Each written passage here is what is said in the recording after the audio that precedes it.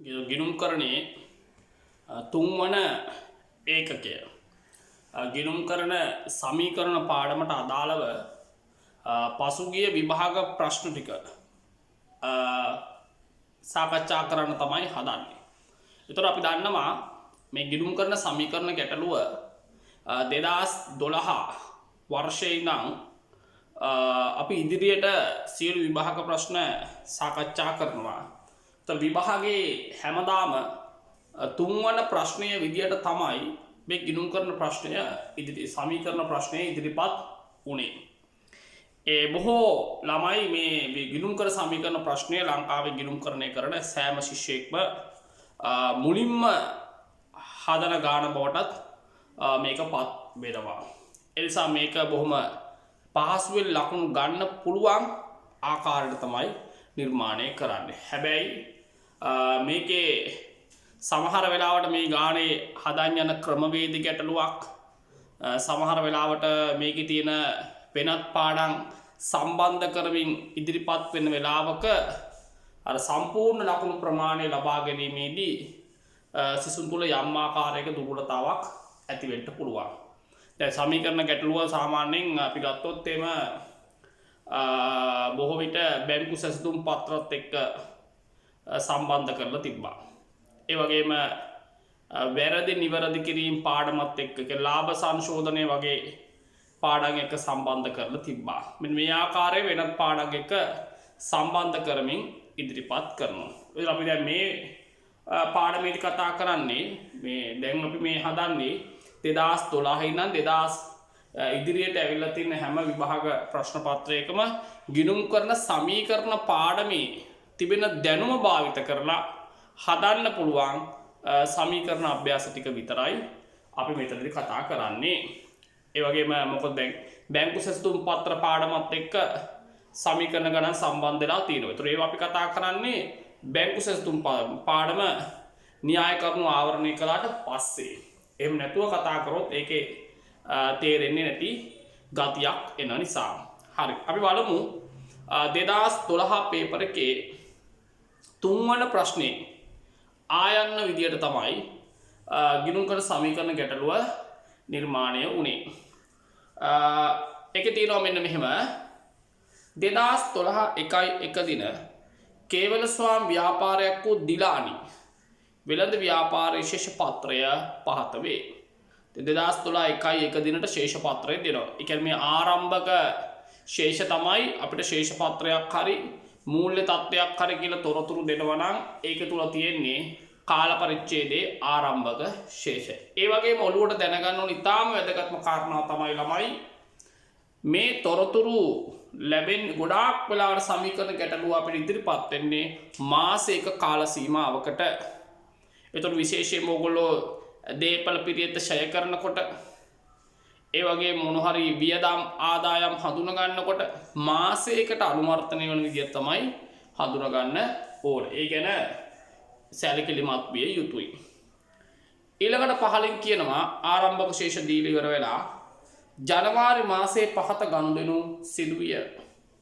ගනුදෙනු අපිට ලබා දීලා තියෙනවා 10ක්. ඒ ගනුදෙනු 10 දීලා තියෙනවා. ඊට පස්සේ අවශ්‍ය වන්නේ හොඳට මතක තියාගන්න ඕන ගානේ අපේ පිළිතුරට බලාපොරොත්තු වෙන්නේ කොටස් 1ද 2ද 3ද ඒ ඔක්කොම එකපාර තමන්ගේ පිළිතුරු පත්‍රයේ ප්‍රසන්ටේෂන් එක දාගත යුතුයි. ඊට පස්සේ අපිට පුළුවන් ගැටලුවේ කරුණු ටික කතා කරගෙන යන්න. ඕනම ගැටලුවක් ගිණුම් කරන ගැටලුවක් ආරම්භ කරන්න පෙර කරන්න ඕන පොදු දේවල් ටිකක් තියෙනවා. ඒ ටික කරලා තමයි අපි ගැටලුවට එන්න ඕන. කියනවා ඉහත ගනුදෙනු හා සිද්ධිවල බලපෑම ගිණුම් කරන සමීකරණය භාවිත කර පෙන්නුම් කර එක් අගේ ඉදිරියෙන් වැඩි වේ නම් ධනද අඩු වේ නම් ඍණද යන්න සඳහන් කරන්න. පහත ආකෘතිය භාවිත කරන්න. අපිට විභාගයේදී ආකෘතියක් දුන්නොත් ඒ ආකෘතිය ඒ විදිහට පිළිතුරු පත්‍රයේ නිර්මාණය කරගත යුතුයි. එහෙනම් අපිට මේ ආකෘතිය ලබා දීලා තියෙනවා. ඒකේ තීරු තියෙනවා. අංකයේ තීරුව අපිට වම් පැත්තෙන් අංකය දාගන්න පුළුවන්. තීරු 6ක් තියෙනවා. තීරු 6ක් අපි රූල් 12ක් විතර උසට පහළට ඇඳ ගන්නවා අංක 1 යටතේ.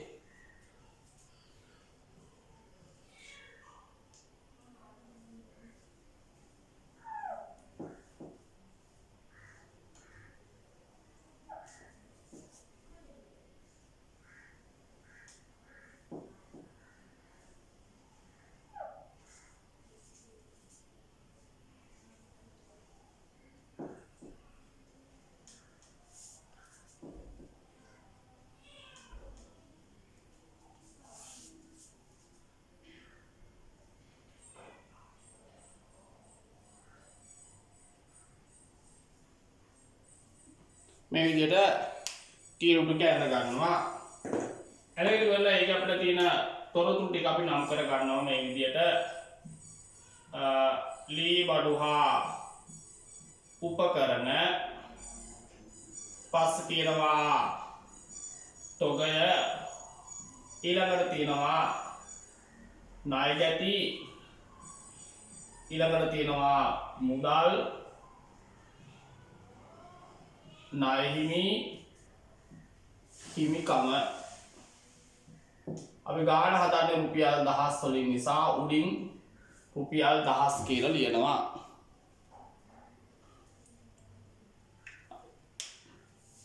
ඊළඟට අංක 2කින් අහනවා ශුද්ධ වත්කම් පදනම මත 2012 ජනවාරි මාසයේ සඳහා ශුද්ධ ලාභය හෝ අලාභය ගණනය කරන්න. ශුද්ධ වත්කම් මත පදනම කියලා කියන්නේ ලාභ සමීකරණය. ඒකත් අපි මේ විදිහට ලියා ගන්නවා අංක 2 දාලා ලාභය සමානයි අග ශුද්ධ වත්කම් ඍණ වෙනවා. අපි කියනවා අග ශුද්ධ වත්කම් වලට NA2 කියලා. මුල ශුද්ධ වත්කම් වලට කියනවා NA1. ගැන්වි වලට කියනවා drawing D. අමතර ප්‍රාග්ධනයට කියනවා additional capital කියලා. ඔය විදිහට ඔන්න පොදු දේවල් ටික රූල් කරගත්තා. දැන් තියෙන්නේ සමීකරණයට දත්ත ඇතුළත් කරන ගමන්ම අපිට ශුද්ධ වත්කම් ප්‍රවේශෙනුත් ලාභය හොයන්නයි තියෙන්නේ. හරි. අපිට දෙනවා ගානේ ආරම්භයේම ආරම්භක ශේෂ ටිකක් ලබා දෙනවා. එතන දෙනවා හිමිකම 180යි. ඒ ඇවිල්ලා මුල වසර කාල පරිච්ඡේදය ආරම්භයේ හිමිකම ඒ කියන්නේ මුල ශුද්ධ වත්කම්. ඒක එන්නේ 1 යටින් දාගන්න. මුල ශුද්ධ වත්කම් 180යි. මම මේ නිල් පෑනෙන් ලියලා තියෙන්නේ පොදු දේවල් ටික. ඒත් ඔයගලන්ට ගාන කරගෙන යනකොට පැහැදිලි වෙනවා මොනවද මේ ගානක තියෙන පොදු දේවල් ටික. කළු පෑනෙන් හදන්නේ සාමාන්‍ය ගාන කරගෙන යන ආකාරය. මුලින්ම ගණනු ටික අපි සමීකරණයට ඇතුළත් කරගෙන යමු. අංක 1 භාණ්ඩ අත්පිට මුදලට 40කට වික්කා. ඒ භාණ්ඩ වල පිරිවැය 30යි. එහෙනම් අපේ තොග අඩු වෙනවා 30ක්. අත්පිට වික්ක කියන්නේ මුදල් ලැබෙනවා. මුදල් වැඩි වෙනවා 40ක්. 10ක අපිට ලාභයක් තියෙනවා. හිමිකම වැඩි වෙනවා 10ක්. 2 35ක් වටිනාකමක් ඇති භාණ්ඩ ණයට ගත්තා. ණයට ගත්තා නම් අපේ ණය හිමි කියන වගකීම වැඩි වෙනවා 35ක්. තොග කියන වත්කමත් වැඩි වෙනවා 35ක්. 3 2012 8යි 4 මිලට ගත්ත භාණ්ඩ මිලටගත් 5000ක භාණ්ඩ නැවත සැපයුම් කරුවන් වෙත යවුවා. හරිද? කියන 8 වෙනිදා ගත්ත භාණ්ඩ වලින් කොටසක් සැපයුම් කරුවන්ට යවනවා 5000ක භාණ්ඩ. එහෙනම් භාණ්ඩ යවනකොට ආයතනයේ තියෙන තොග 5කින් අඩු වෙනවා. ණයට ගත්තව තමයි යවන්නේ. ඒතර ණය හිමි කියන වගකීම අඩු වෙනවා 5ක්. 4 භාණ්ඩ ණයට 50කට වික්කා. මේ භාණ්ඩ වල පිරිවැය 40යි. එහෙනම් පිරිවැයාගෙන් ආයතනයේ තොග අඩු වෙනවා. ණයට වික්කනම් ඇති වෙන්නේ ණය ගැතියෝ. ණය ගැති වැඩි වෙනවා 50ක්. අපිට ලාභයක් තියෙනවා 10ක, හිමිකම් වැඩි වෙනවා 10ක්. පස්වෙනි කරුණ දෙමු. ණය ගැතියන්ගෙන් 9000ක් මුදල් ලද අතර 1000ක් බොල් ණය ලෙස කපා හරින්න. તો ණය ගැතියෙක්ගෙන් අපිට ලැබෙන්නේ 9යි. එහෙනම් අපේ මුදල් කියන වත්කම වැඩි වෙනවා 9ක්. අපි වට්ටමක් දීලා තිනවා බොල් ණය විදිහට කපලා තිනවා එකක්. එක වියදමක්. හිමිකම අඩු වෙනවා එකක්. ලැබුණු මුදල 9යි, බොල් ණය 1යි, ඔක්කොම 10යි. 10කින් ණය ගැති වත්කම අඩු වෙනවා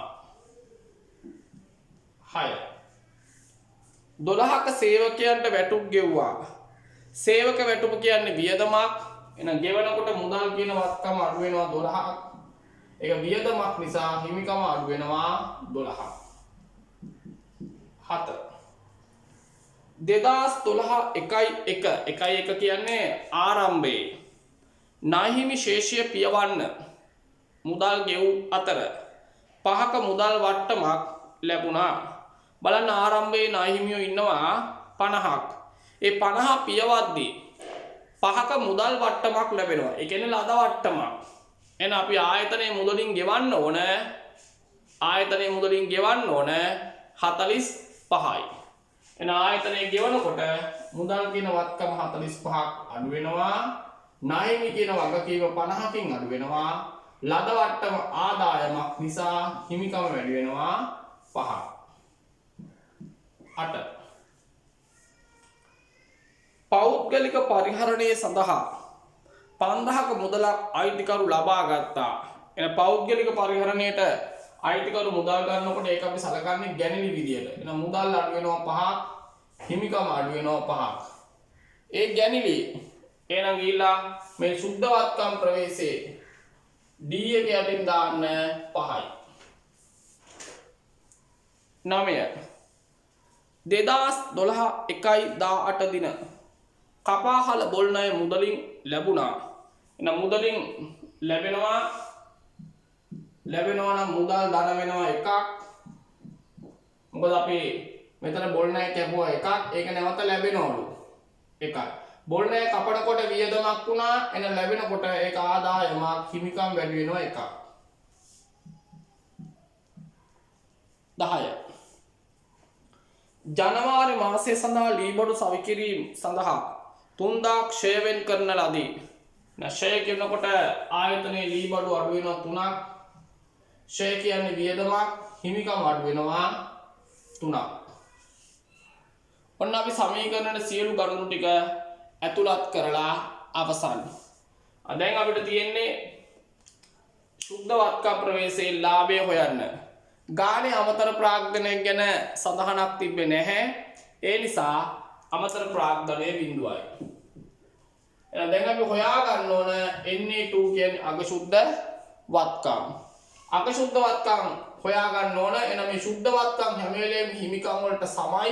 එහෙනම් මුලින්ම මේ හිමිකම් තීරුව මෙතන එකතු කරලා බලන්න කීයක් එනවද කියලා. හිමිකම් තීරුව එකතු කරාම එනවා අපිට ධන 5ක්. ඒ ගනුදෙනුව මත වෙච්ච බලපෑම ආරම්භයේ හිමිකම තිබ්බ 180ක්. ඒකත් එකතු වුණාම වසර අග හිමිකම එනවා 185ක්. උණ අග හිමිකම 185යි.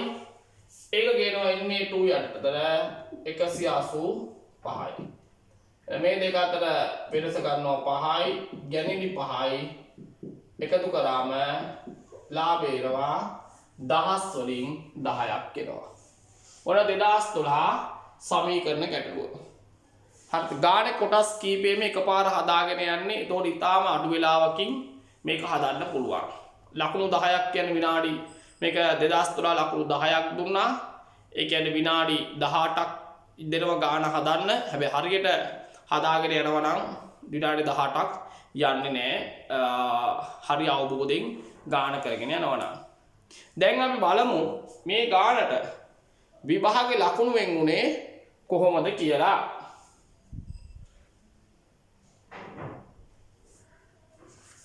මේ ආකාරයට තමයි ලකුණු වෙන් වෙලා තිබුණේ. පළවෙනි ගනුදෙනුවට 2යි,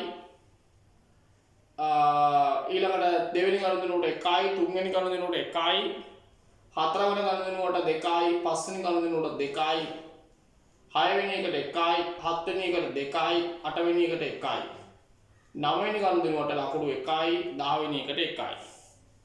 ආරම්භයේ හිමිකම දාලා තියෙන ලකුණු 1යි, අග ශුද්ධවත්කම් වලට ලකුණු 3යි. ගැළලි ලියලා තියෙනවට ලකුණු 2යි. ඔන්න ඔය ආකාරයට තමයි ලකුණු 20 වෙන්වීමක් උනේ පේපර් එකේ.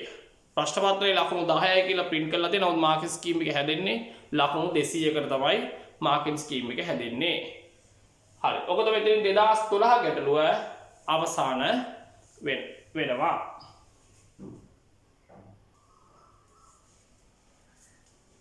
ඊළඟට 2013 14ත් සමීකරණ ගැටලු ආවා.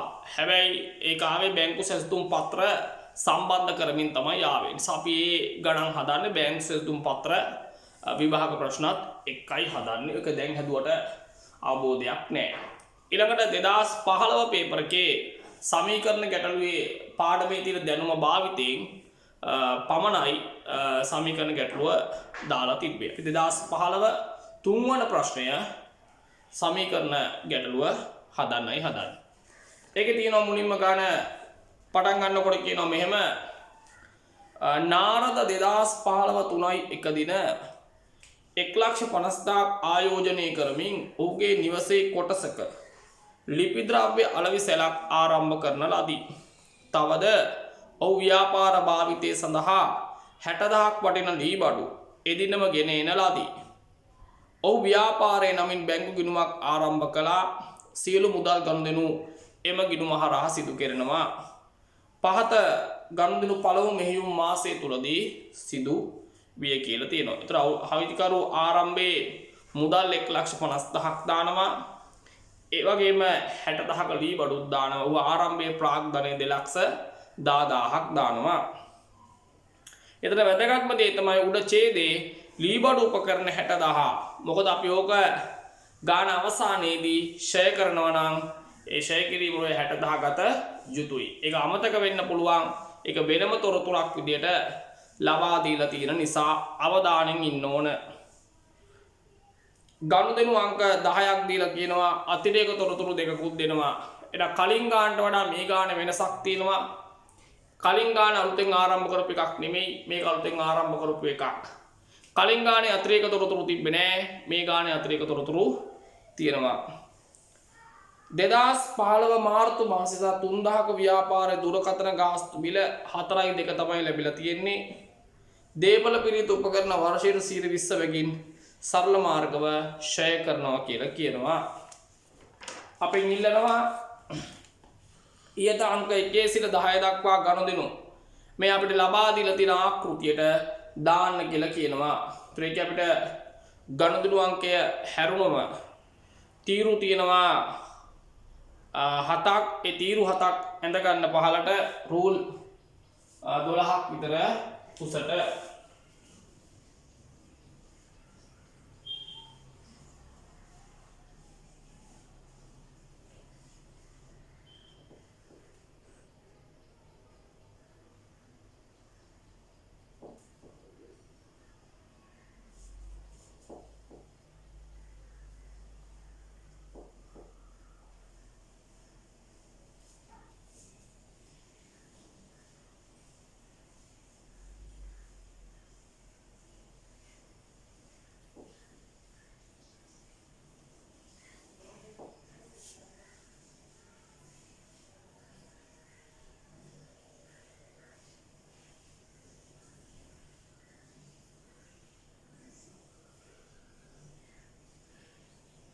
තීරු 7ක් මේ විදිහට පහළට ඇඳගෙන දැන් මේ තීරු ටික අපි නම් කරගමු. රුපියල් 1000 වලින් අපි ගාන හදනවා.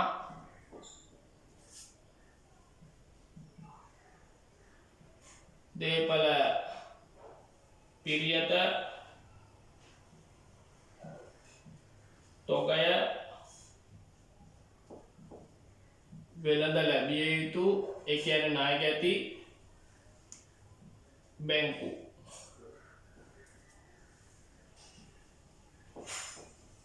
වෙළඳ ගෙවිය යුතු ණය හිමිකම් ඔය විදිහට තීරු 7ක් රූල් කර ගන්නවා. ඊළඟට අංක 2කින් අහනවා ආදායම් ප්‍රකාශය. එන අපි ආදායම් ප්‍රකාශයත් අංක 2 යටතේ රූල් කර ගන්නවා. තීරු දෙකක් රූල් කර ගන්නවා. රූල් 10ක් විතර වගේ උසට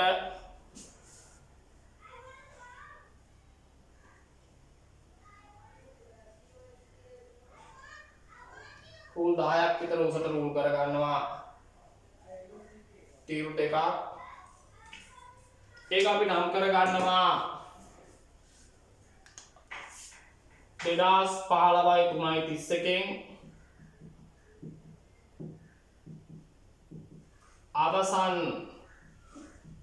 මාසයට ආදායම් ප්‍රකාශය. මේ හැම එකක්ම අපි දහස් වලින් හදන්නේ. දැන් මෙන්න වගේ පොදු දේවල් ටික නම් කර ගන්නවා. විකුණුම් පිරිවැය දල ලාභය. ඊළඟට වෙනත්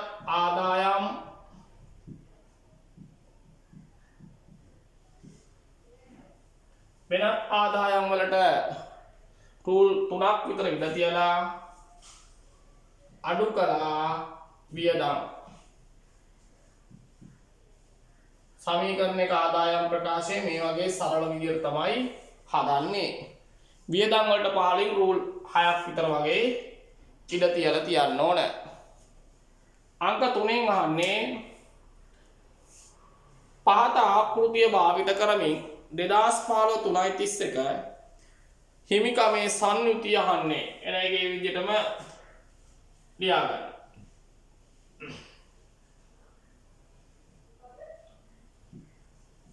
ආරම්භක ප්‍රාග්ධනය ඊපස්සේ ලාභය හෝ අලාභය අඩු කළා ගැනිලි 2015-3.31 හිමිකම. ඔය විදිහට ලියලා තියාගත්තා. දැන් ගානේ අහන කොටස් සියල්ලම අපි ප්‍රසන්ටේෂන් එක දාලා ඉවරයි. දැන් තියෙන්නේ ගාන කරගෙන යන ගමන් මේ හැම තොරතුරක්ම අවසන් කරන්නයි තියෙන්නේ. මේ මම හදන ක්‍රමය ඔයා හොඳට ප්‍රැක්ටිස් කරන්න. ඒතර ඔයාට ගොඩාක් වෙලාව ඉතුරු වෙනවා. එතකොට එක ගාන කොටස් 3ක් වෙනවා නම් ඒ කොටස් 3 ඉන්ඩිවිජුවල් විදියට හදන්නේ. පළවෙනි කොටස හදලා ආයි ගාන කියවන ගමන් දෙවෙනි කොටස හදනවා. ආයි කියවන ගමන් තුන්වෙනි කොටස හදනවා. ඒතර ඔයා ගාන අනවශ්‍ය විදියට කියවලා. ඒතර ඔයාට ගාන අන්තිමට පේපර් එක අවසන් වෙනකොට ඔයාට ගානක් හෝ දෙකක් හදන්න කාලය මදි වෙනවා. ඒ නිසා අපි මෙතනදී සැලසුම් සහගතව තමයි මේ ගානට ප්‍රවේශයක් ගන්න ඕන. හරි. ආරම්භයේ උඩම ඡේද ගාන පටන් ගන්න තැන කිව්වා අයිතිකරු ව්‍යාපාර ප්‍රාග්ධනය යෙදුවා මුදල් 1,50,000කුත් ලී බඩු 60,000කුත් එන ආරම්භක ප්‍රාග්ධනය 2,10,000යි දහස් කරාම 210යි. එහෙනම් ආරම්භක ප්‍රාග්ධනය ඉස්සරහෙන් 210 ලියලා තියන්න. අපි හැම එකක්ම හදලා තියෙන්නේ දහස් වලින්. අපි උඩින් මෙතන දහස් කියලා ලියලා තියෙනවා. දැන් ගණන ටික සමීකරණයට දාමු. අංක 1 100ක ලිපි ද්‍රව්‍ය අයිතම මුදලට මිලට ගත්තා. මම දහස් වලින් තමයි ගණනුණු කියවන්නේ. මිලට ගන්නකොට සීළු ගණනුණු වෙන්නේ බැංකු ගිණුම හරහා. එහෙනම් බැංකුව අඩු වෙනවා 100ක්. නැත්නම් තොග වැඩි වෙනවා 100ක්. මේක ලිපි ද්‍රව්‍ය අලවිසෙලා. දෙක 70ක පිරිවැවන ලිපි ද්‍රව්‍ය අයිතම 100ක් අත්පිට මුදලට වික්කා. එන 70ක ලිපි ද්‍රව්‍ය 100කට අත්පිට විකුණනකොට අපේ ලිපි ද්‍රව්‍ය තොග අඩු වෙනවා 70ක්. ඒ වගේම බැංකු කියන වත්කම වැඩි වෙනවා 100ක්. අපිට ලාභයක් තියෙනවා 30ක්. හිමිකම වැඩි වෙනවා 30ක්. අන්න අපිට ලාභයක් ආවා. එහෙනම් එන්න ආදායම් ප්‍රකාශයට. විකුණුමක් වෙනවා 100ක. පිරිවැයක් තියෙනවා 70ක. ඔහොම ඇතුළට එන්න දාන්න. ආදායම් වියදම් ආපු ගමන්ම ටක් ගාලා ආදායම් ප්‍රකාශයටත් එන්න. ඒතර වෙලාව ඉතුරුයි. තුන්වෙනි ගනුදෙනුව 150ක ලිපි ද්‍රව්‍ය අයිතම ණයට ගත්තා. එහෙනම් අපේ තොග වැඩි වෙනවා 150ක්. අපි ගන්නේ ණයට. එහෙනම් වෙළඳ ගෙවිය යුතු වැඩි වෙනවා 150ක්. ණය වලට දාන්නේ මේක ලිපි ද්‍රව්‍ය වල විසලා. તો ලිපි ද්‍රව්‍ය ගන්නේ නැවත විකිණීමේ පරමාර්ථයෙන්. නැවත විකිණීමේ පරමාර්ථයෙන් ණයට ගන්නකොට ඇති වෙන්නේ වෙළඳ ගෙවිය යුතු. මෙතන ණය කියලා අදහස් කරලා තියෙන දිගු කාලීන ණය. ওই බැංකු ණය වගේ දේවල්. 4 30ක ලිපි ද්‍රව්‍ය අයිතම දෝෂ නිසා සැපයුම් කරුට යවනවා. එන අපේ තොග අඩු වෙනවා 30ක්. වෙළඳ ගෙවිය යුතු අඩු වෙනවා 30ක්. 5 2015 3.15 120ක පරිගණක යන්ත්‍රයක් ණයට ගත්තා. මේ මුදල මාස 18කින් ගෙවිය යුතුයි. ඒ කියන්නේ අවුරුද්දකට වඩා වැඩි කාලයක් තියෙනවා ගෙවන්න. ඒ එකඟතාවය මත තමයි මේක අරගෙන තියෙන්නේ. එහෙනම් පරිගණක කියන්නේ දේපොළ පිරියත ධන වෙනවා 120ක්.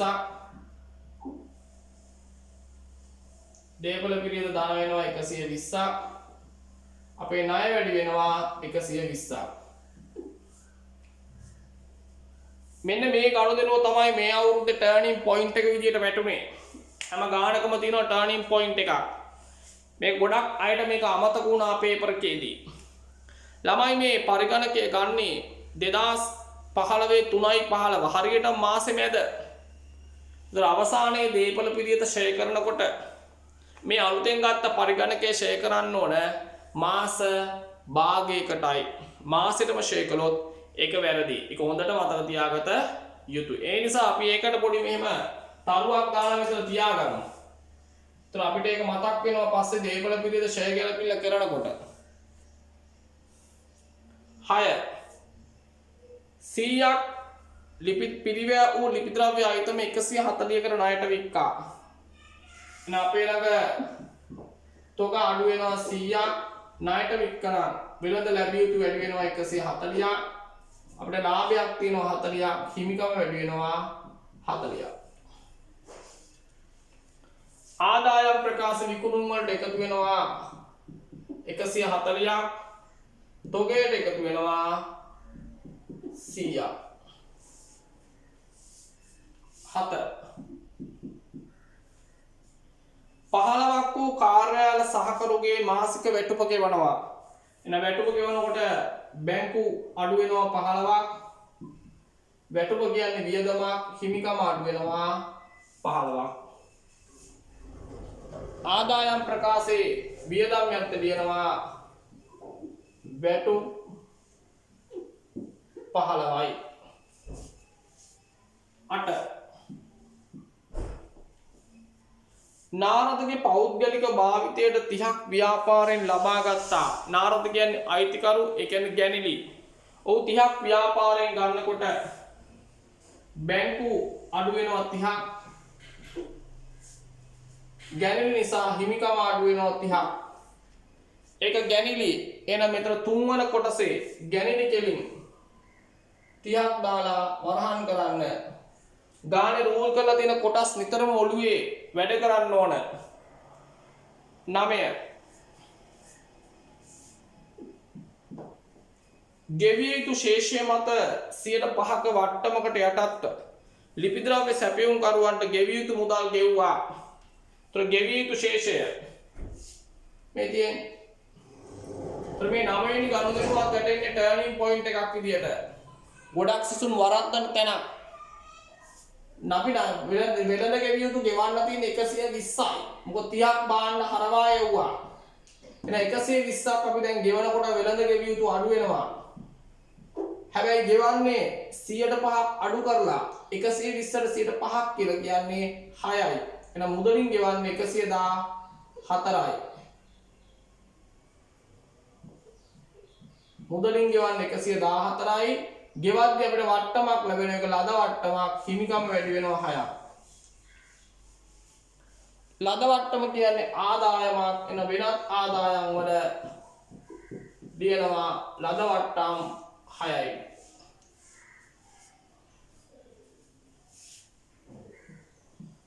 දහවන ගනුදෙනුව 105ක වට්ටමක් අඩු කිරීමෙන් පසු ණයගැතියන්ගෙන් ලැබිය යුතු මුදල ලබා ගත්තා. බලන්න ණයගැතියෝ කියන්නේ වෙළඳ ලැබිය යුතු 140 දැන් අඩු වෙනවා. අපිට ලැබෙන්නේ 105ක් අඩු කරලා 140ට 105ක් කියන්නේ 7යි.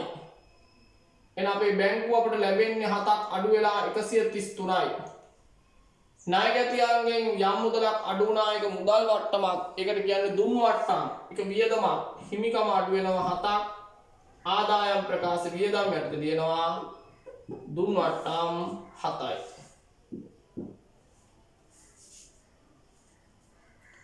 ඔන්න ගනුදෙනු 10 අපි දාලා ඉවරයි. දැන් බලමු ගානේ තියෙන අතිරේක තොරතුරු. පළවන අතිරේක තොරතුර මාර්තු මාසයේ සඳහා 3000ක් වූ දුරකථන බිල 4.2 ලැබුණා. අප්‍රේල් මාසේ ලැබුණේ. අපි ගාන හදන්නේ මාර්තු වලට. එහෙනම් මාර්තු 31 වන විට බිල් එක ලැබිලා නැහැ. අපිට ලැබුණත් නැතත් ගෙව්වත් නැතත් අපිට ඒක වියදමක් මාර්තු වල. එහෙනම් වියදම් යටතේ දිනනවා දුරකථන.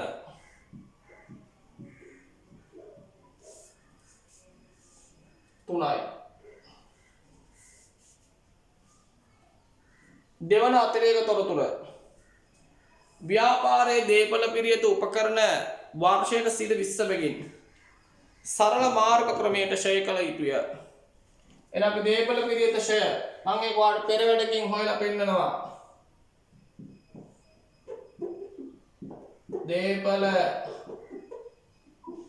පිරියත ෂය මෙතන තමයි ගොඩක් අය වරද්දාගත්තේ පේපර් එකේ.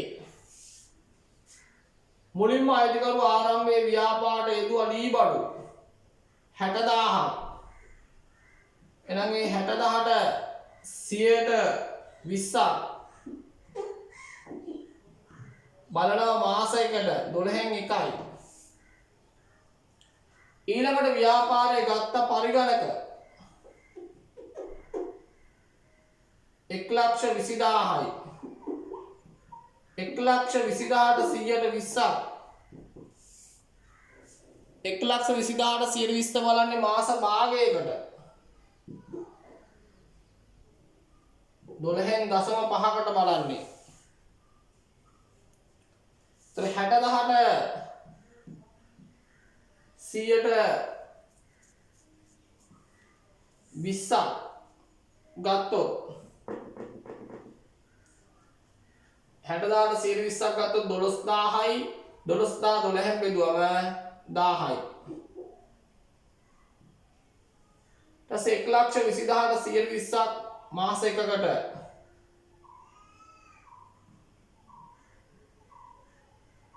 10ව දෙකක් 2000යි 2000න් 0.5න් වැඩි කරා නම් 1000යි.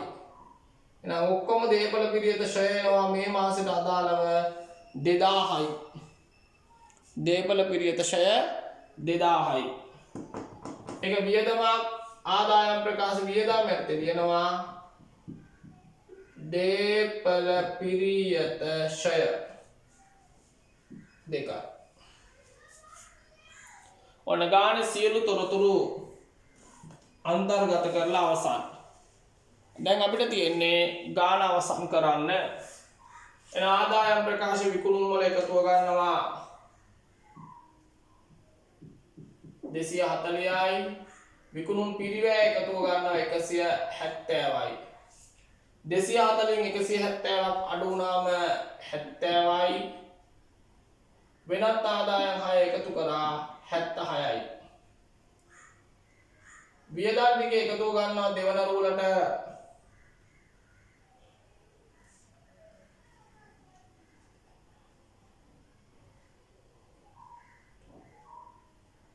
විසි 7යි 70න් 27ක් අඩු කරාම 49යි ශුද්ධ ලාභය.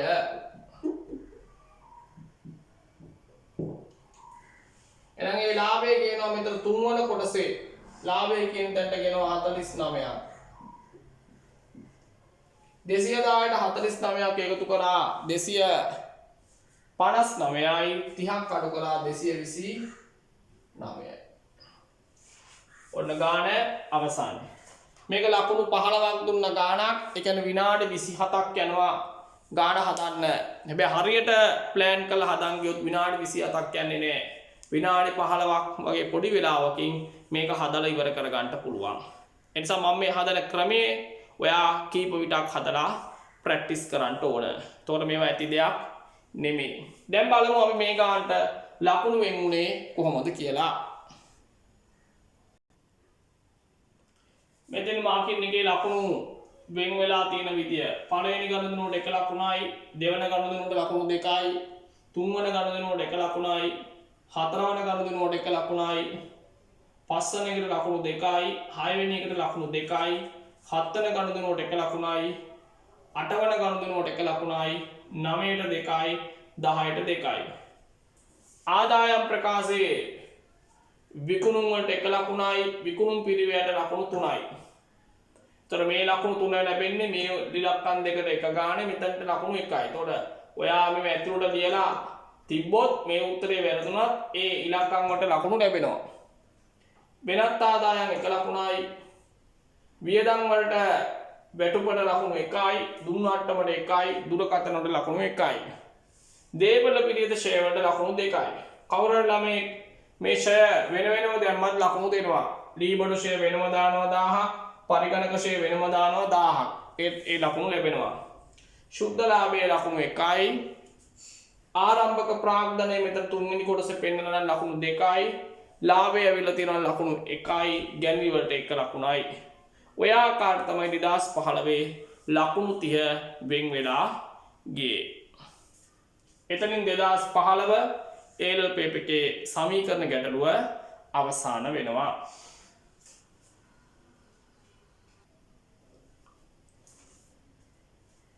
දෙදස් 16 සමීකරණ ගානාවේ බැංකු සැස්තුම් පත්‍රත් එක්කයි සහ ලාභ සංශෝධනය කියන කොටසත් එක්කයි ආවේ. ඒ නිසා එක මේ පාඩමේදී කතා කරන්නේ නැහැ. ඒක බැංකු සැස්තුම් පාඩමේදී කතා කරනවා. 2017 සමීකරණ ගාන සමීකරණ පාඩමට අදාළ න්‍යාය කරුණු වලින් පමණයි ඒක ආවේ. 2017 තුන්වන ගාන විදියට තමයි මේ සමීකරණ ගැටලුව නිර්මාණය වෙන්නේ. කියන 2017 ජනවාරි මාසය තුල ව්‍යාපාරික සිදු වූ ගනුදෙනු වල බලපෑම ගිණුම් කරන සමීකරණ තුලින් නිරූපණය වේ. අපිට එයාලා ගිණුම් කරන සමීකරණේ ගනුදෙනු වාර්තා වෙච්ච විදිය විස්තරාත්මකව දාලා තියෙනවා. දීලා අවසානයේ එකතු කරලා තීරු ටික දෙනවා. දීලා අපෙන් අහනවා 1 සිට 10 දක්වා ගනුදෙනු විස්තර කරන්න. එහෙනම් ඒ ගනුදෙනු ටික විස්තර කරන්න අපි රූල් 12ක් විතර ඉඳලා තියෙනවා. අංක 1 දාලා රූල් 12ක් විතර ඉඳලා තියෙනවා. අංක 2කින් අහනවා ලාභය හෝ අලාභය. දැන් මේ සමීකරණ ගැටලුවේ විශේෂ තීරුවක් අපිට හමු වෙනවා. ප්‍රාග්ධන තීරුවට එහා පැත්තෙන් තියෙනවා රඳවාගත් ඉපයුම්. රඳවාගත් ඉපයුම් කියලා කියන්නේ ලාභයට වන බලපෑම තමයි මේ රඳවාගත් ඉපයුම් වල දාලා තියෙන්නේ. එතකොට අපිට එවැනි වෙලාවකට ලාභය හොයන්න කියපු ගමන් වසර මාසයේ අවසානයේ තිබෙන රඳවාගත් ඉපයුමුත් මාසයේ මුල තියෙන රඳවාගත් ඉපයුම් අතර වෙනස ලාභයේ විදියට ගන්න පුළුවන්. එහෙනම් අපිට ඒක දැම්මම හොයන්න පුළුවන්. එහෙනම් මෙතන රූල් 12ක් විතර වගේ ඉඳ තියන්න. ඉඳ තියලා අංක 2 යටතේ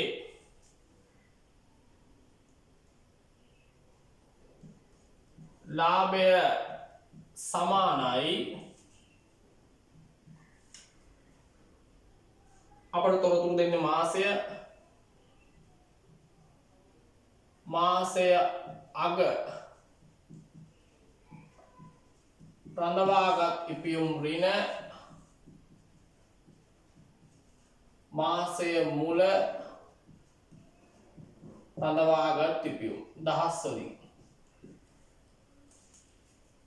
මාසය අග රඳවාගත් ඉපියුම් වලින් අඩු කරනවා මාසය මුල රඳවාගත් ඉපියුම්. මාසය අග රඳවාගත් ඉපියුම් තියෙනවා 1320ක්.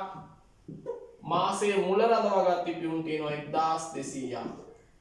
දැන් 1320න් 1200ක් ගියාම 120යි. ඔන්න ව්‍යාපාරයේ ලාභය එනවා 120යි. අංක 3න් ඉල්ලනවා. අංක 3න් අපිට කියනවා වත්කම් වගකීම් ජංගම නොවන ලෙස වර්ග කරමින් 2017 1.31 දිනට මූල්‍ය තත්ත්වය. ආයකත් අපිට දැම්මම ඇඳ ගන්න පුළුවන්. අංක 3 යටතේ අපි ඇඳ ගන්නවා තීරු දෙකක් ඇඳ ගන්නවා රුල් 10ක් විතර උසට.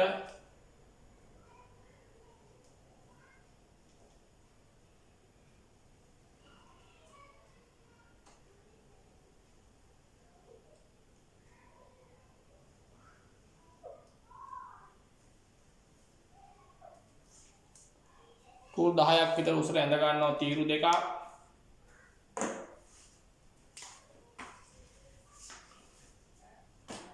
ඒක නම් කරනවා 2017 3.17 1.31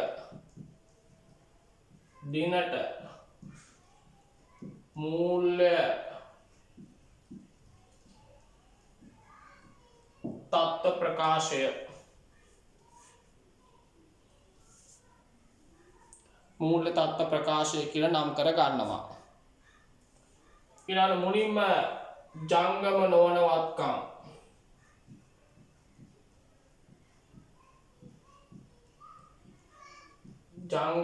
වත්කම් ඒ අර්ථ තියෙනවා දේපල පිරියත හා උපකරණ. දේපල පිරියත හා උපකරණ 2950යි. අපි අන්තිම රුල්ට දානවා. ජංගම නොවන වත්කම් මෙච්චරයි. ඊළඟට ජංගම වත්කම්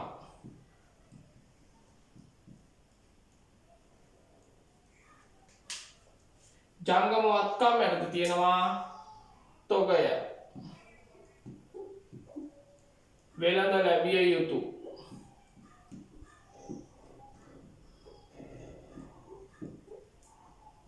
බැංකු මුදල්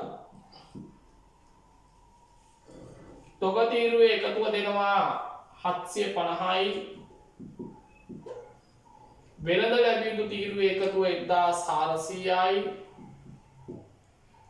බැංකු තීරුවේ එකතුව 220යි. මේ තුන එකතුව ගන්නවා දෙවන රූලට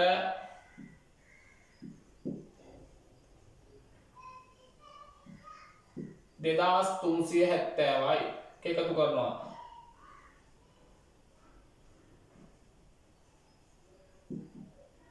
5320යි මුළු වත්කම්.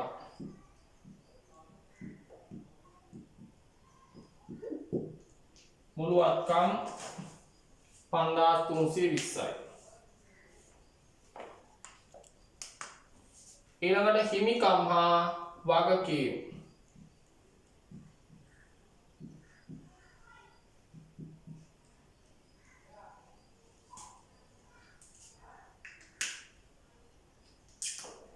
ඒ අර්ථ මුලින්ම ප්‍රාග්ධනය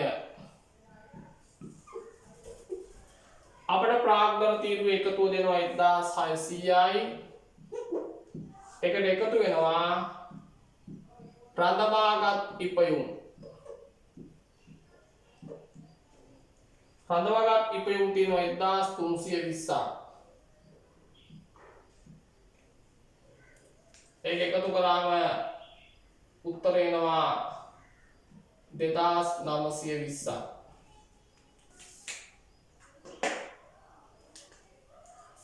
ඊළඟට ජංගම නොවන වගකීම්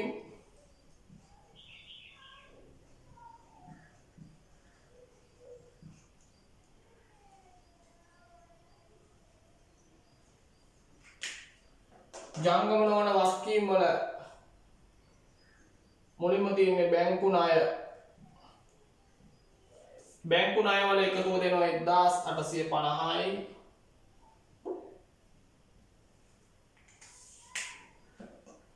ඊළඟට ජංගම වගකීම්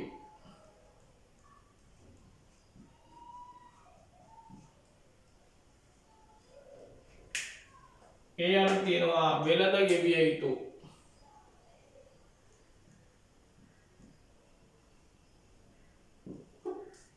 වෙළඳ ගෙවිය යුතු තියෙනවා 550ක්.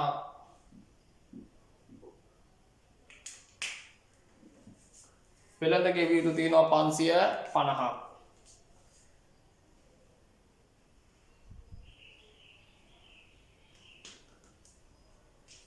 මේ ඉලක්කම් තුන එකතු වෙනවා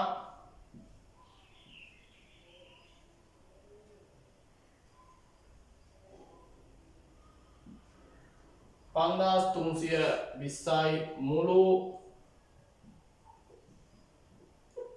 හිමිකම් හා වගකීම්. මුළු හිමිකම් හා වගකීම්. ඔන්න මූල්‍ය තත්ත්වය. මුකුත් නෑ අර දෙන තොරතුරු ටික ලියාගෙන යන ටික පොඩි වෙලාවක් යනවා. වෙලාව යවන්න තමයි ගොඩක් වෙලාවට දෙන්නේ සහ ලකුණු ගන්න ළමයින්ට. ඉතින් මේ වර්ගීකරණය ඕන කෙනෙකුට පුළුවන් වෙන්න ඕන. දැන් අපි බලමු ගණන ටික විස්තර කරමු අපි. පළවෙනි එක. දැන් ගණන ටික විස්තර කරන් තියෙන්නේ. දේපල පිරියද ධන වෙනවා 1000ක්, බැංකු ණය ධන වෙනවා 1000ක්. ඒ කියන්නේ බැංකු ණයක් මාර්ගයෙන් 1000ක දේපල පිරියත අරගෙන තියෙනවා. බැංකු ණයක් මගින්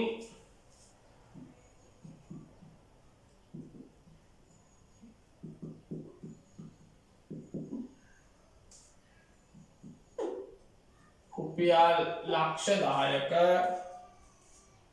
දේපල පිරියත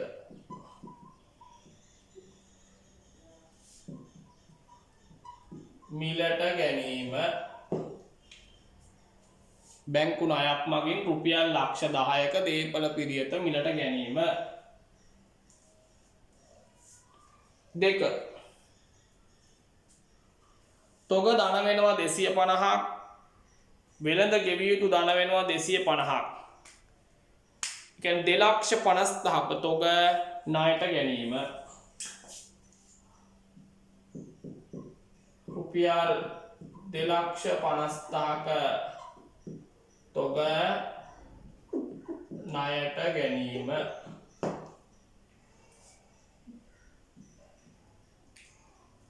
තුන. බැංකුවේ මුදල් 600ක් වැඩි වෙලා ප්‍රාග්ධනය 600ක් වැඩි වෙලා. ඒ කියන්නේ අයිතිකරු ප්‍රාග්ධනය යොදලා තිනවා ලක්ෂ 6ක්. එන තුන්වන ගණු දෙනවා රුපියල් ලක්ෂ 6ක අමතර ප්‍රාග්ධනය යෙදවීම.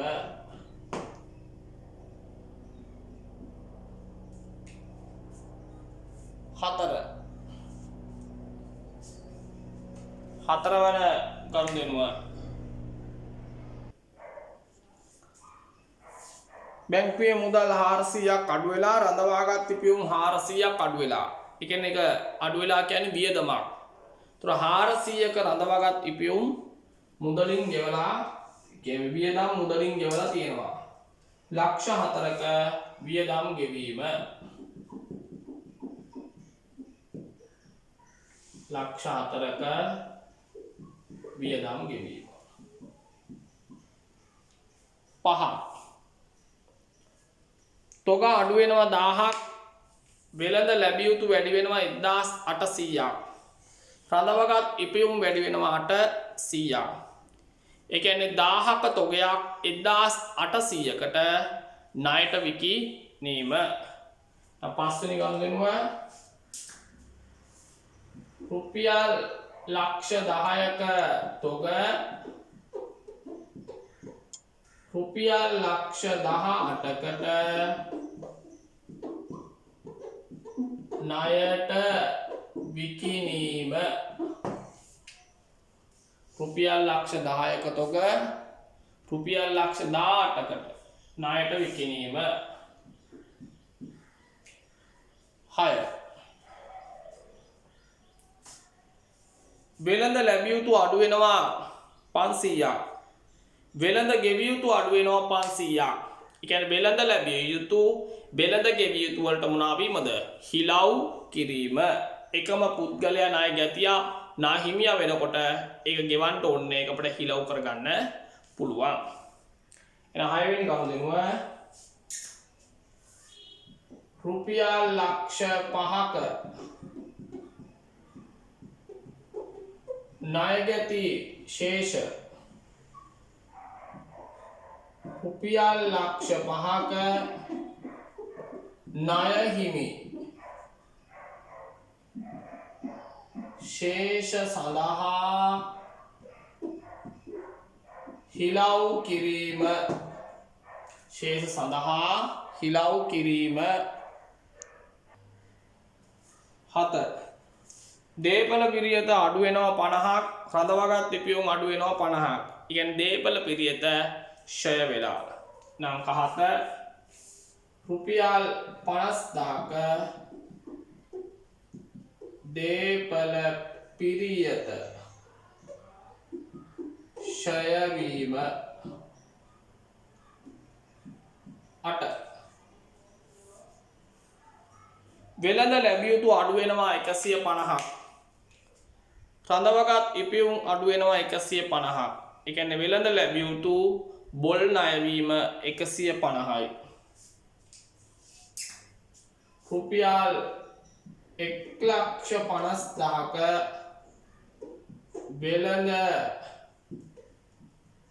ලැබිය යුතු බොල් ණය වීම. 1,50,000ක වෙළඳ ලැබිය යුතු බොල් ණය වීම. 9. බැංකුවේ මුදල් 1,80,000ක් අඩු වෙලා බැංකු ණය 1,50,000ක් අඩු වෙනවා. රඳවගත් ඉපයුම් 30කින් අඩු වෙනවා. ඒ කියන්නේ අපි 1,80,000ක බැංකු ණය වාරිකයේ ගෙවනවා. ඒක ඇතුලේ පොලිය තියෙනවා 30,000ක්. 9. රුපියල් 1,80,000ක බැංකු ණය වාරිකයක් ගෙවූ අතර එහි අඩංගු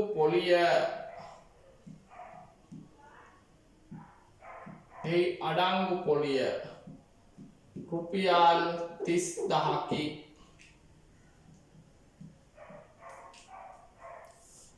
10 වන ගනුදෙනුව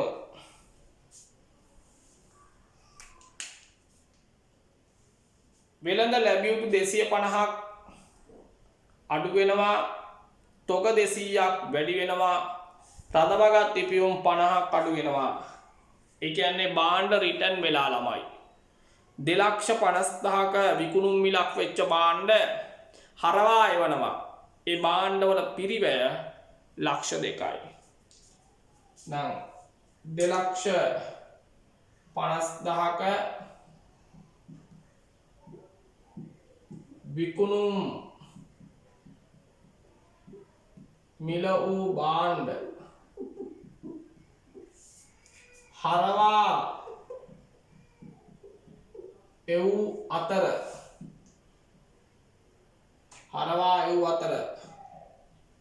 එහි පිරිවැය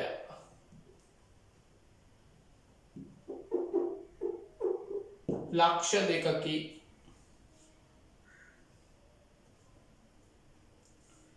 ඔන්න 2017 ගානේ අහලා තිබ්බේ මෙන්න මේ කොටස් ටික. හරි. දැන් බලන්න 17 පේපරේ සමීකරණ ගාන අමාරු ගානක් නෙවෙයි. දැන් අපි බලමු මේ ගානට කොහොමද ලකුණු වෙන්වීම සිදු වුනේ කියලා.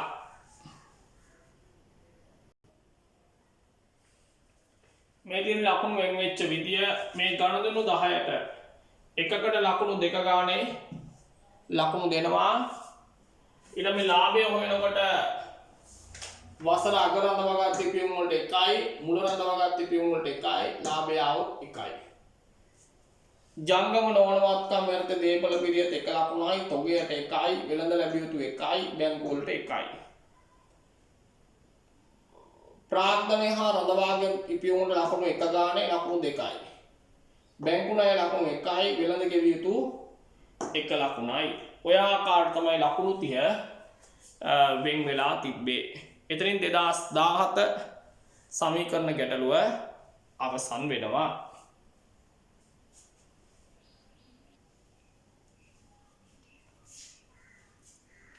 2018 සමීකරණ ගානාවේ බැංකු සැසඳුම් පත්‍ර එක 2019 නිව් සිලබස් එක පළවෙනි පේපර් එක ආවේ වැරදි නිවැරදි කිරීම සහ ලාභ සංශෝධන එක්ක. ඒ නිසා අපිට ඒක ඒ පාඩම් වලින් තමයි කතා කරන්න වෙන්නේ. ඊට පස්සේ 2020 ගාන හොඳ ගානක් සමීකරණ පාඩමට අදාළව හොඳ ප්‍රායෝගිකව න්‍යායාත්මකව ගනුදෙනු පරීක්ෂා කරපු ගානක් ලකුණු 40ක් දුන්න ගානක්. ඒ ලකුණු 200න් තමයි 2019 ඉඳන් ප්‍රශ්න පත්‍රයේ ලකුණු වෙන් වෙන්නේ. So ලකුණු 200න් ලකුණු 40ක ගානක් විදිහට තමයි සමීකරණ ගැටලුව නිර්මාණය වුණේ. හරි. ඒකේ 2023 වන ප්‍රශ්නයේ විදිහට තමයි මේක ආවේ. බලමු. නාමල් ඔටෝ කියා තනි පුද්ගල ව්‍යාපාරිකකේ ඒ ව්‍යාපාරයේ පුද්ගලික සහ ආයතනික ගනුදෙනු කරුවන්ට වාහන සේවා නඩත්තු සපයනු ලබයි. කියන්නේ ආයතනයටත් නඩත්තු සේවා සපයනවා බාහිරයටත් සපයනවා. 2021 ව්‍යාපාරයේ ආරම්භක ශේෂ පහත වේ.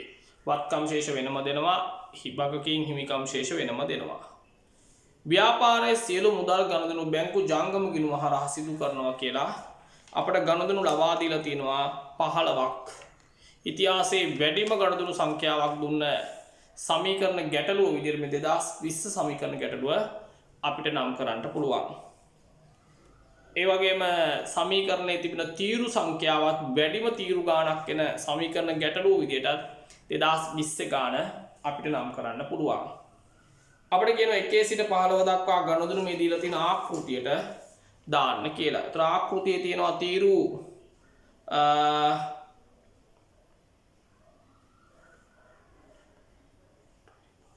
තීරු 10ක් තියෙනවා. එතන තීරු 10ක් රූල් 20ක් විතර උසට පහළට ඇද ගන්න ඕන තීරු 10ක්.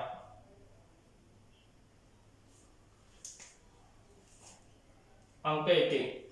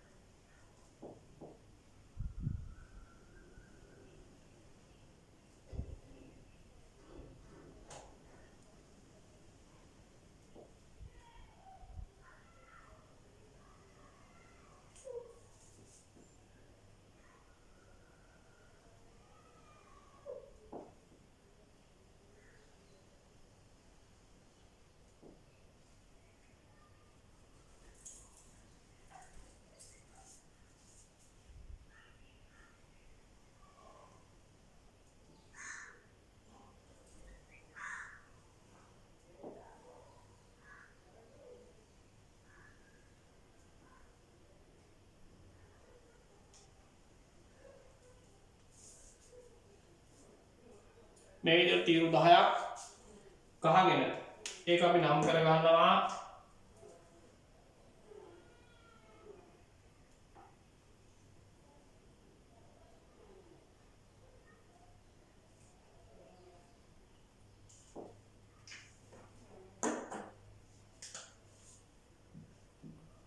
රුපියල් 10 වලින්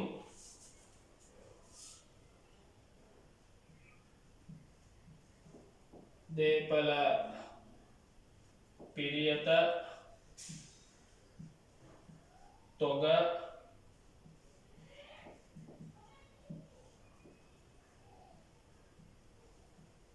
වෙළඳ ලැබිය යුතු ඉදිරියට ගෙවීම් හා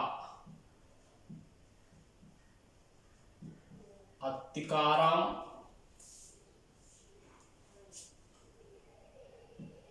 මුදල්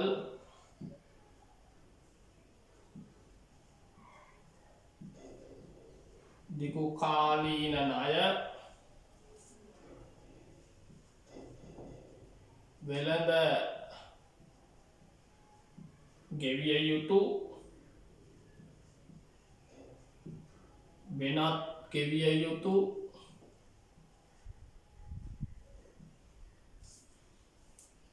ලද අත්තිකාරම්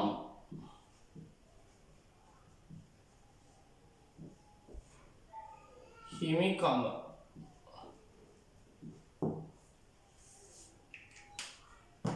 ඔන්න ඔය ආකාරයට තීරු ටික ගහගන්න.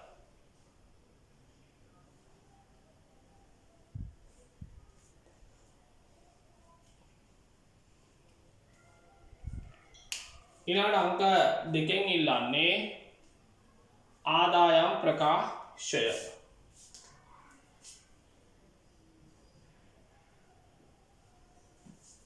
එකත් රූල් 15ක් විතර උසර ගහගන්න. ආදායම් ප්‍රකාශය.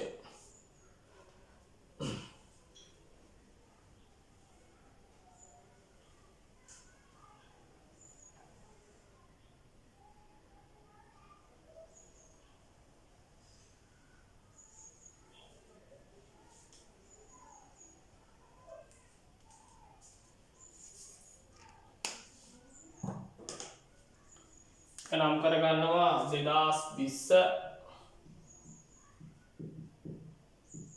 1/31 අවසන් මාසයට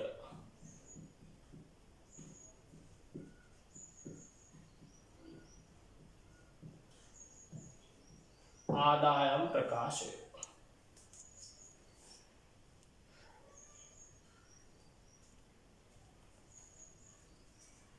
ලියනවා විකුණුම්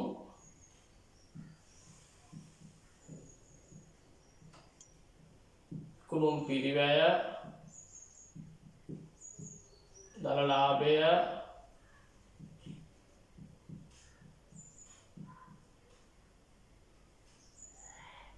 වෙනත් ආදායම් තුනක් විතර තියලා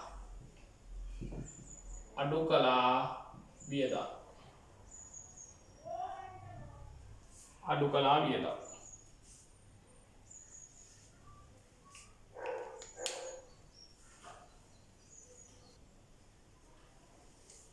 දැන් මුලින්ම ගාන තියෙන ආරම්භක ශේෂ ටික දාගෙන යමු අපි. දේපල පිරියත දෙනවා 900යි. තොග දෙනවා 160යි. වෙළඳ ලැබිය යුතු 130යි. ඉදිරියට ගෙවූ කුලී සහ අත්තිකාරම් දෙකේම එකතුව 274යි. සේවකයන්ට බැංකුවේ ඇති මුදල් 100යි. දිව්කාලීන ණය 400යි. වෙළඳ ගෙවිය යුතු 90යි. වෙනත් ගෙවිය යුතු කියන්නේ ගෙවිය යුතු විදුලිය 12යි. අත්තිකාරම් 10යි. හිමිකම 1052යි. ඔන්න ආරම්භක ශේෂ දැම්මා. දැන් ගණතුරු ටික සමීකරණ දාන ගමන්ම ආදායම් ප්‍රකාශයත් පිළියෙල කරමු. පළවන ගනුදෙනුව.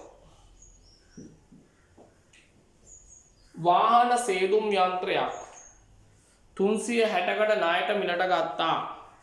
2022 ආරම්භ වෙලා වසර 3ක කාලයක් තුල මේක ගෙවන්න ඕන. ඒ කියන්නේ අවුරුද්දට වඩා වැඩි කාලයක් තියෙනවා මේක ගෙවන්න.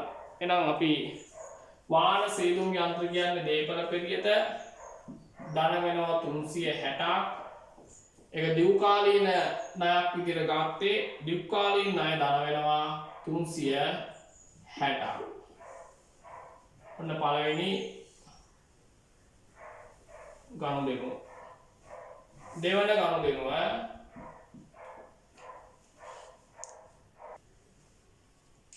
දෙවන ගනුදෙනුව පිරිවැය 130ක් වූ නඩත්තු ද්‍රව්‍ය මිලට ගන්නා ලදී. ඒ සඳහා 60ක් මුදලින් ගෙවනවා ඉතිරිය මාස 2කින් ගෙවිය යුතුයි. ඒතර මේක නඩත්තු ද්‍රව්‍ය කියන්නේ ආයතනයේ ගන්න නැවත විකි නීම සඳහා. මේක වාහන සේදුම් ආයතනයක්. එන අපේ තොග ධන වෙනවා 130ක්. අපි මුදල් ගෙවන්නේ 60යි. එන මුදල් අඩු වෙනවා 60ක්. ඉතිරි අපි ගෙවිය යුතුයි වෙළඳ ගෙවිය යුතු ධන වෙනවා 70ක්.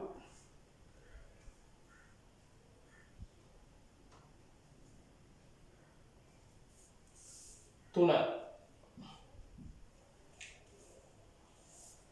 පුද්ගලික ගනුදෙනුකරුවන්ට 140ක නඩත්තු සේවා මුදලට සපයන ලදී. මේ සඳහා භාවිත කරපු ද්‍රව්‍ය 86යි. එන අපේ ළඟ තියෙන තොග අඩු වෙනවා 86ක්. මුදලට සපයීම නිසා මුදල් ලැබෙනවා 140ක්. එහෙනම් මෙතනදී අපිට ලාභයක් තියෙනවා 54ක හිමිකම වැඩි වෙනවා 54ක්.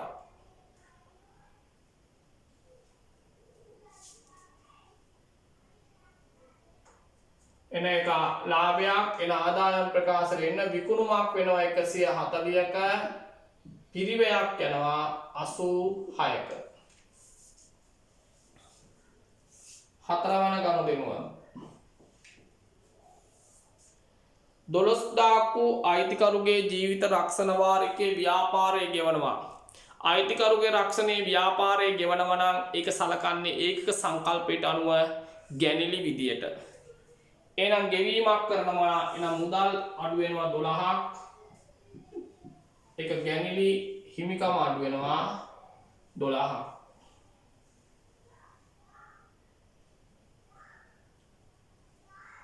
පස්වෙනි ගනුදෙනුව රුපියල් 5ක වට්ටමක් ලබා දීමෙන් පසු 45ක චෙක් පතක් ණයගැතියෙක්ගෙන් ලැබුණා. එන ණයගැතියෙක්ගෙන් චෙක් පත ලැබෙන්නේ 45යි. එන මුදල් ධන වෙනවා 45ක්. 5ක වට්ටමක් දෙන එක දුන් වට්ටමක්. එක වියදමක්. හිමිකම අඩු වෙනවා 5ක්. 45යි 5යි 50කින් වෙළඳ ලැබිය යුතු අඩු වෙනවා.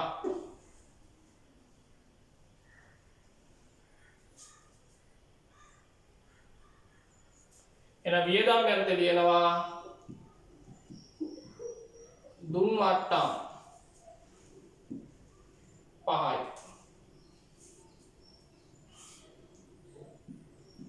6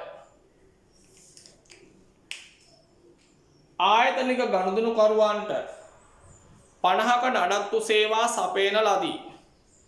2021 දිනට ආයතනික ගනුදෙනුකරුවන්ගෙන් ලද අත්තිකාරම මේ ගනුදෙනුවට අදාළ වන අතර ඉතිරි මුදල 40ක් සේවා ලබා දීමෙන් පසුව ලැබුණා. භාවිත කරලා තියෙන ද්‍රව්‍යවල පිරිවැය 30යි. ඒ කියන්නේ ආයතනයේ ගනුදෙනුකරුව කලින් අත්තිකාරවත් දීලා තියෙනවා මේ තියෙන්නේ. දැන් එයා වාහනය සේදුම් කරාට පස්සේ බිල් එක එනවා 50යි. එතකොට එයා 50ම ගෙවන්න ඕනේ නෑනේ. කලින් එයා 10ක් දීලා තියෙනවනේ. එහෙනම් එයා ඉතුරු ගාණ වන 40 මුදලින් ගෙවනවා. මේ ප්‍රායෝගික ගනුදෙනුව. එහෙනම් අපේ ළඟ නඩත්තු ද්‍රව්‍ය තොග අඩු වෙනවා 30කින් මුදල් ලැබෙනවා 40ක්. අපිට ලබා දීලා තිබුණු අත්තිකාරම දැන් අඩු වෙනවා සර්විස් එක දුන්නාට පස්සේ. તો 30ක තොග පාවිච්චි කරලා ලබා දුන්නු සර්විස් එක 50යි. එහෙනම් ලාභයක් තියෙනවා 20ක හිමිකම වැඩි වෙනවා 20ක්.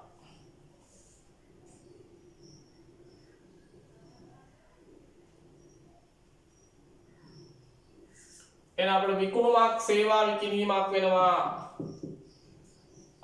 50ක. ඒකට කියලා තියෙන පිරිවැය 30යි. 7 වෙනි ගනුදෙනුව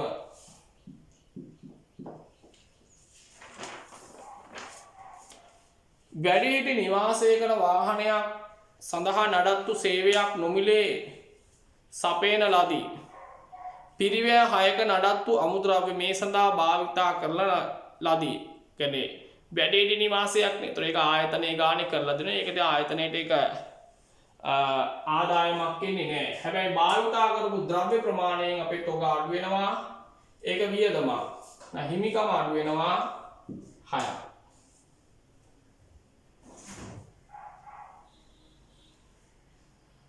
හිමිකම අඩු වෙනවා 6ක්. ඒ 6ට අපි කියනවා පරිත්‍යාගයක්.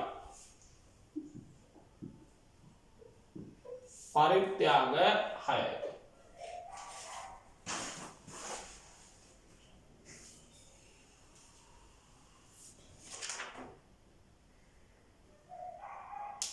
ඊළඟ 8 වන ගනුදෙනුව ව්‍යාපාරයේ මාසික ගිනි රක්ෂණ වාරිකය 4ක් අයිතිකරු විසින් පෞද්ගලික මුදලින් ගෙවලා. කියන්නේ ව්‍යාපාරයේ ගෙවන්න ඕන ගිනි රක්ෂණය අයිතිකරු විසින් ගෙවලා තියෙන්නේ. එහෙනම් අපේ රක්ෂණය කියන්නේ වියදමක්. උන හිමිකම අඩු වෙනවා වියදමක් නිසා 4ක්. මේක අයිතිකරු ගෙවුව නිසා නැවත ඒක අයිතිකරුට අපි දෙන්න ඕනේ. ඒතර හිමිකම නැවත වැඩි වෙනවා 4ක්.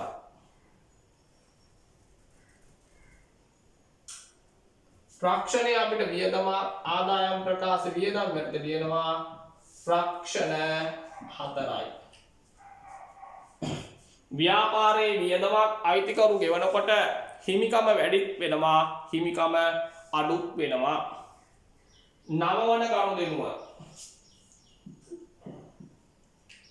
දිගු කාලීන ණය 400ක් සඳහා 67ක ණය වාරිකයක් ගෙව්වා. අපේ ළඟ දැනටමත් ඒ ණය තියෙනවා 400. මේ තියෙන්නේ. අපේ වාරිකය ගෙවනවා 67ක්. ඒ තුල පොලිය තියනවලු 17ක්. එහෙනම් ගෙවනකොට මුදල් අඩු වෙනවා 67ක්. පොලිය වියදමක් හිමිකම අඩු වෙනවා 17ක්.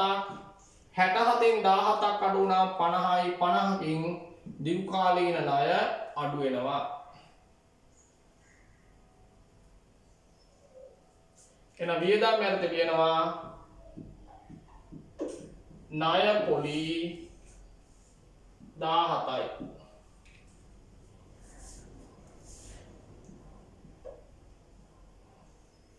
දහවෙනි ගනුදෙනුව ආයතනික ගනුදෙනුකරුවන්ට 300ක නඩත්තු සේවා සපයන ලදී. මේ වටිනාකම් මත 102ක වෙළඳ වට්ටමක් දෙනවා. ඒ කියන්නේ දැන් අපි ගත්තොත් 300න් 100ට දෙකක් අඩු කරනවා. එන 6යි. එන අපි ඇත්තම ලබා දෙන සර්විස් එකේ වටිනාකම වෙන්නේ 294යි. මොකද වෙළඳ වට්ටම් අඩු කරන්න එපායි. ඒක පොත් වලට ගන්නෙ නෑ. ඒක සර්විස් එක සපයනකොට ලබා දෙන දෙයක් නිසා. සේවා සැපීම සඳහා 154ක නඩත්තු ද්‍රව්‍ය භාවිත කරලා. එහෙනම් ආයතනයේ තොග අඩු වෙනවා 154කින්. මේක ණයට සපයන්නේ. එහෙනම් වෙළඳ ලැබිය යුතු වැඩි වෙනවා 294ක්. එහෙනම් අපිට ලාභයක් එනවා 140ක. හිමිකම් වැඩි වෙනවා 140යි.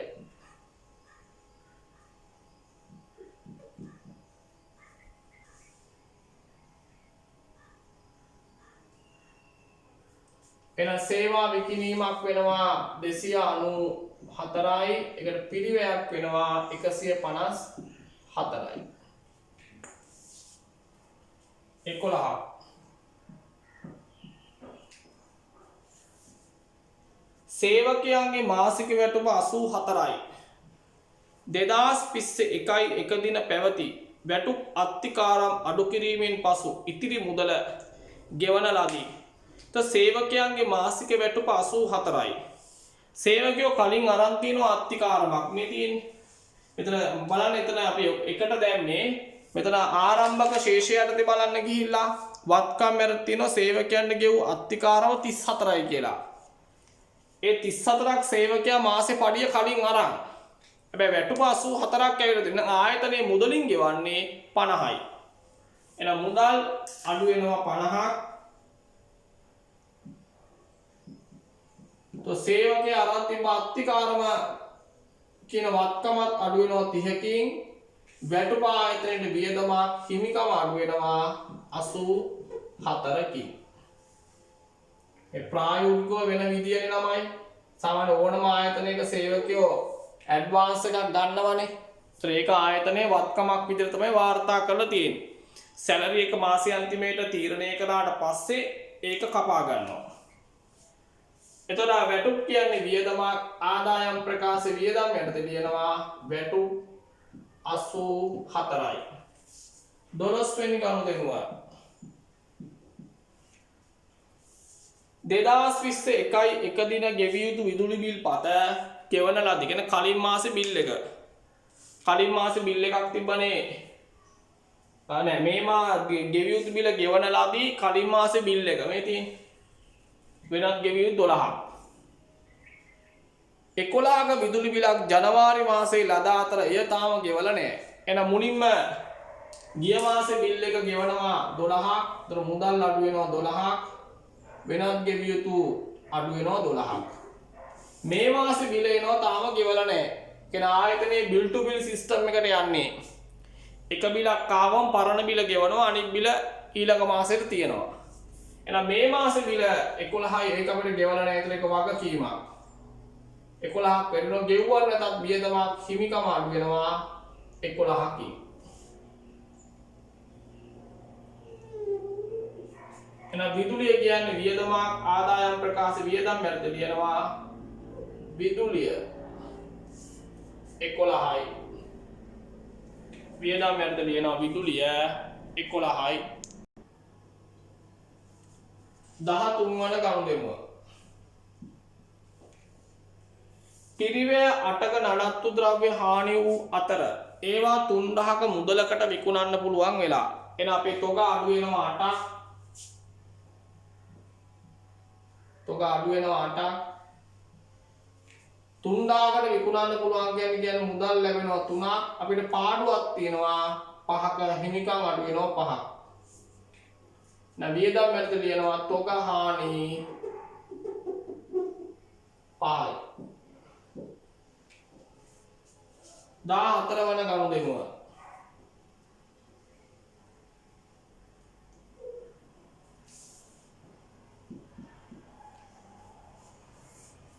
පසුගිය මාසය තුලදී කපාහල වෙළඳ ණයගැති ශේෂයක් 14ක් ලැබෙනවා. කලින් මාසේ බොල් ණය විදිහට කපපු ගාණක් මේ මාසේ ලැබෙනවා. එහෙනම් මුදල් ධන වෙනවා 14ක්.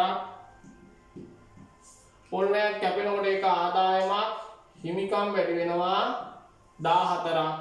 වෙනත් ආදායම් වලට ලියනවා ලද බොල් ණය 14යි.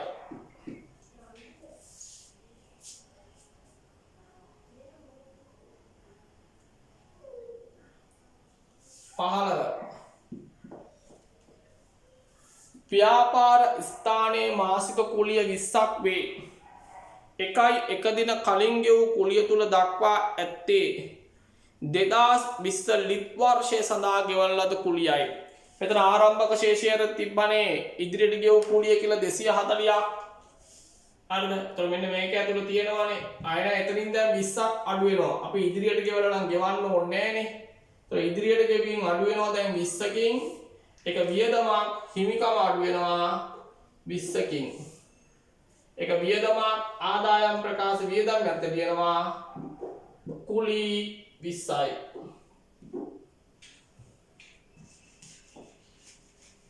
කුලී 20යි. ඔන්න සියලු තොරතුරු අන්තර්ගත කරා. දැන් අපිට තියෙන එක සුළු කරලා අවසන් කරන්නයි තියෙන්නේ. එහෙනම් අපි ගන්නවා විකුණුම් වල එකතුව ගන්නවා. එනවා අපිට 484ක් විකුණුම් පිරිවැය එනවා 270ක්. ඒක අඩු කරාම ලාභය එනවා දර ලාභය එනවා 214යි. වෙනත් ආදායම් 14 එකතු කරාම 228යි. වියදම් ටික එකතු ගන්නවා දෙවැන්ඩු වලට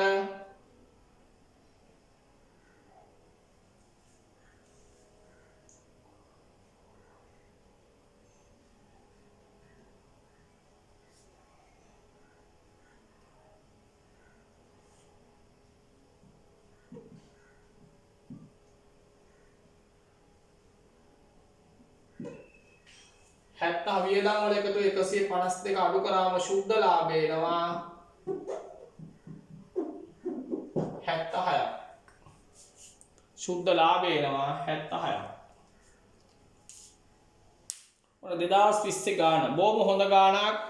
සමීකරණ පාඩමේ ගනුදෙනු ප්‍රායෝගිකව හොඳටම පරීක්ෂා කරා. සාම්ප්‍රදායික ගනුදෙනු වලට අමතරව යම් විශේෂිත ගනුදෙනු ප්‍රමාණයක් දැම්මා. දැන් බලමු මේ ගාන කොහොමද ලකුණු වෙන්වීම උනේ කියලා.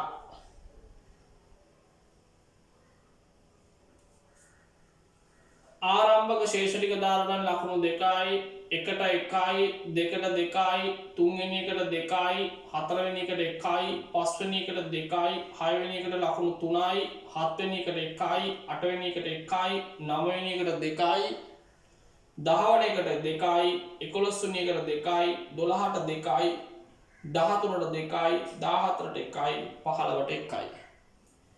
ආදායම් ප්‍රකාශ විකුණුම් වලට ලකුණු 2යි විකුණුම් පිරිවැයට ලකුණු 2යි වෙනත් ආදායම් වලට ලකුණු 1යි වියදම් වලට උපරිම ලකුණු 1 ගානේ උපරිම දෙන්නේ ලකුණු 4යි දෙන්නේ. ලාභය හරිනම් ලකුණු 1යි. ඔය ආකාරයට තමයි ලකුණු 40 2020 පේපර් එකේ වෙන් වෙලා තිබුණේ.